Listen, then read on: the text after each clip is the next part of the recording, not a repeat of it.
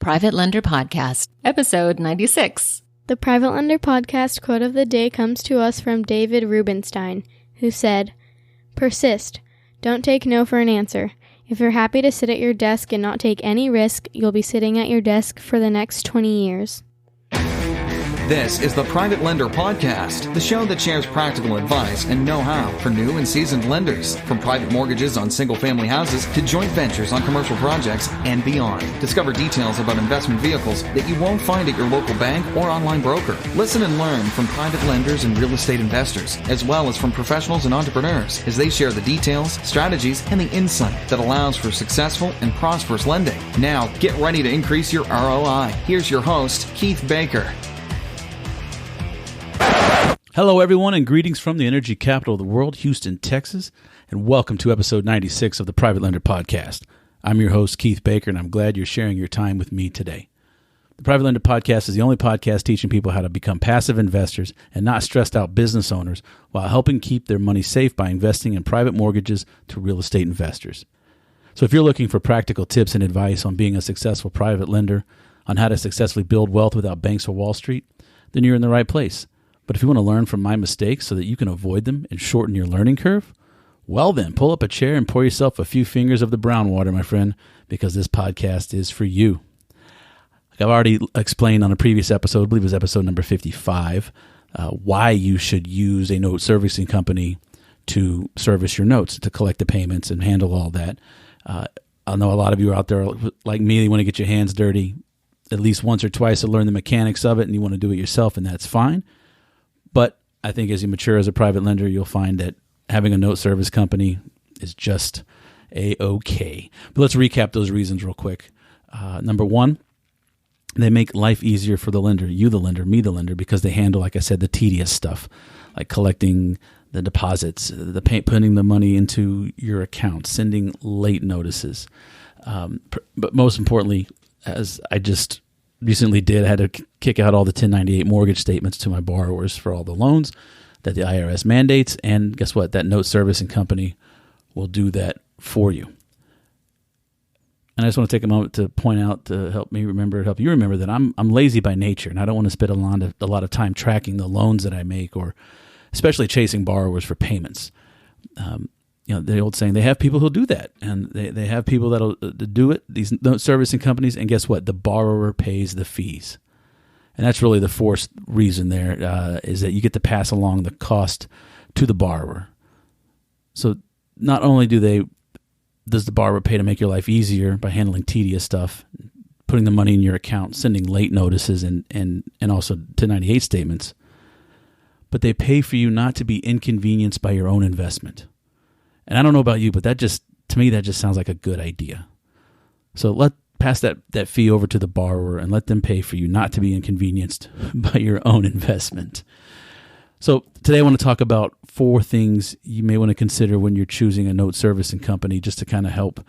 There's a lot of them out there now. As owner finance notes have become more popular, more and more companies are popping up, and they all have different bells and whistles. They all sort of serve a different demographic. And so the first thing you want to know about them, and usually this is found on their website, or if you're talking to them at a real estate RIA meeting or a conference, is do they service the type of loan that you want to provide your borrower? And I'm pretty sure that most long-term rentals, long-term owner finance, most places won't have an issue with that. As long as the owner finance note has been originated through an RMLO, everything's above board. They treat it just like any other bank. Some may or may not have some stipulations on short-term, like rehab loans. I've only run across one where the fees went up a little bit because of the length of the loan. They wanted to get more of a solid year or more beyond it. So you want to check and see if they have a minimum period, or in this case, the company didn't so much their account opening fees increased, and then a lot of accounts have an opening and closing. Escrow companies, note servicing companies have account opening and closing fees, and I found that in some short term instances those are a little bit higher, not much, and certainly not a deal killer, but it just depends on who you seek out and who you find and who you use.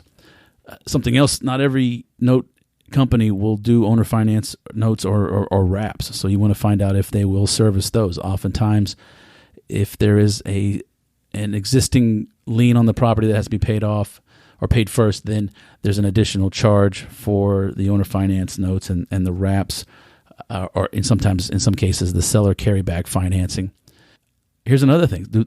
A lot of these folks are registered with the states that they work in. So do they handle mobile home or manufactured housing loans? Different states handle it differently. In Texas, we handle the mobile home as personal property. It can be attached to the real estate through the court system, the county clerk system, with some filings. But that's just an example of check with your potential note servicing company to see if they're going to handle a mobile home or manufactured. Do they handle subordinate liens? Most will. But again, there may be a higher charge because there is a first lien that has to be monitored. Do they also handle multi-investor loans or fractionated loans, hypothecated loans?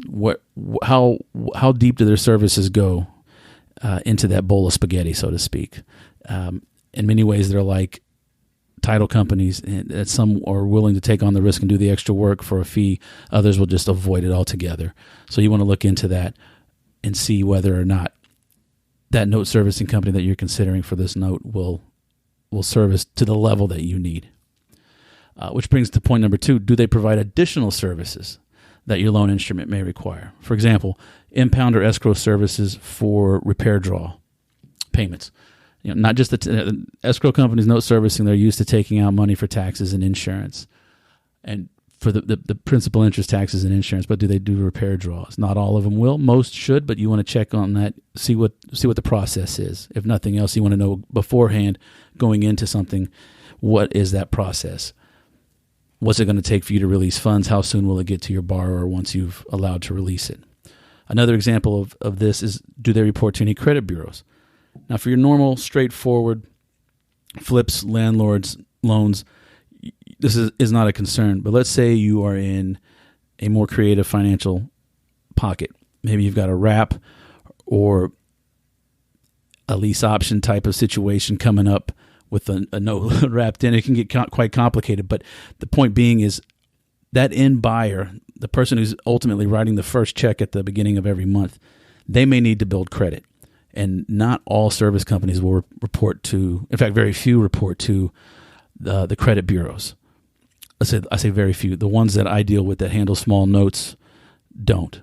The carrying company, the note servicing companies that handle for the big banks and other mortgage brokers, they usually is probably part of their contract to report late payments to the credit bureaus. But not all of them will on the smaller level. I mean, how many mortgages just Chase put through each of their servicing companies? I mean, probably thousands of millions a year. So that's something to consider. But if they do report to the credit bureaus, they're usually very expensive. Again, if only use that or go seek that out if it's going to help that end buyer either cash you out at some point with a refinance, or if they're just simply looking to build credit. Maybe they're immigrants, maybe they've gotten out of prison, whatever.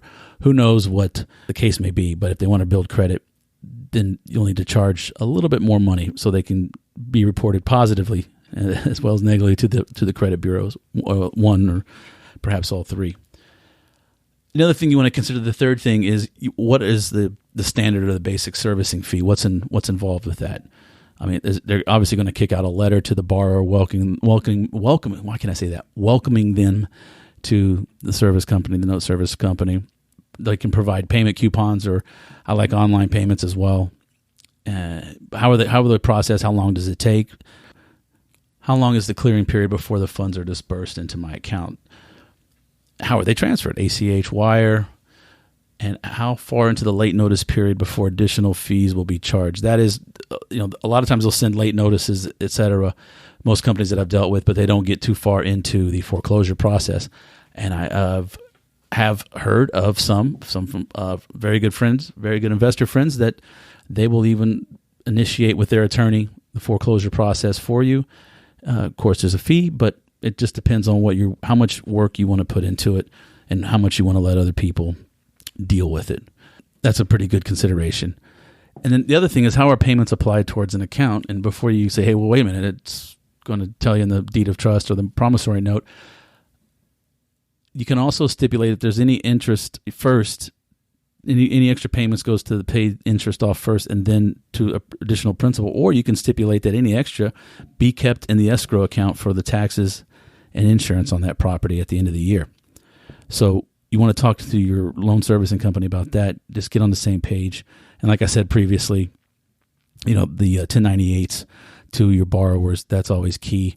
I like to get monthly statements by paper or at least by email. I get them by email now, but I'm old school. I like the paper, but I like to see every month, see what the account is, what was paid, what went to principal, what went to interest, what went to escrow, so on and so forth.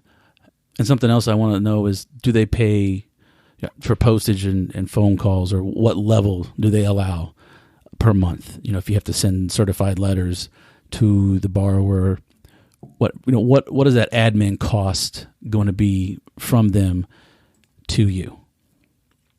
So those are basically 4 high-level things to consider that get down into the weeds pretty quickly. But at the end of the day, what do you get for what your borrower is going to pay for?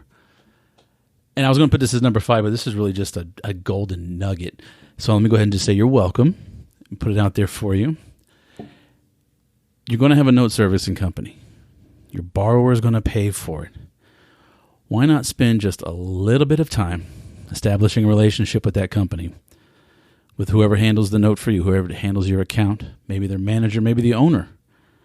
Let them know that you want to buy partials or in first liens or discounted notes, perhaps performing, non-performing, whatever.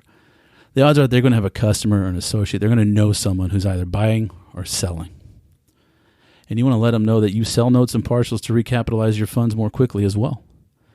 You may be able to use this note servicing company that your borrower pays for to help you find not just prospects, but actual leads, and sell and buy and sell to their customers or associates. So what I'm saying is just make an effort, establish a relationship, and put the word out, and watch the leads come in. And you got to be consistent, and you're not going to just get flows and flows and flows. But note servicing companies know people who have notes who want to buy and sell notes. You might as well make the most of the relationship that you have with them. That's all I'm saying. All right, folks, that's going to do it for episode number 96. I want to thank you for sharing your time and your ear with me today. Please, please, please help me get the word out about this podcast and increase awareness for the show by sharing or forwarding, messaging this episode to someone that you know who you think could perhaps benefit, or maybe even someone you know that you're trying to get them interested in becoming a private lender for one of your deals. Tell them, here, look, listen to Keith. Give them some, help them give them a little, some of the warm and fuzzies and get comfortable with the idea if they're not quite there yet. So please go to the show notes page at privatelenderpodcast.com/PLP-096 for more information and links to connect with me on social media. And as always, I ask and beg and plead of you to leave me an honest rating and review over at iTunes, Google Podcast, or whatever platform you are using at the moment to hear my voice. Please go ahead and press pause and leave me an honest rating and review. And go ahead, I'll give you some time. Go ahead. Thanks. I appreciate that very much. Look, everyone, I'm going to say goodbye. I wish y'all safe and prosperous private lending, and I'll catch you on the next episode. Take care. Thanks so much for listening to this episode of Private Lender Podcast with your host, Keith Baker. For more great content and to stay up to date, visit privatelenderpodcast.com. If you enjoyed today's episode, please rate and review, and we'll catch you next time.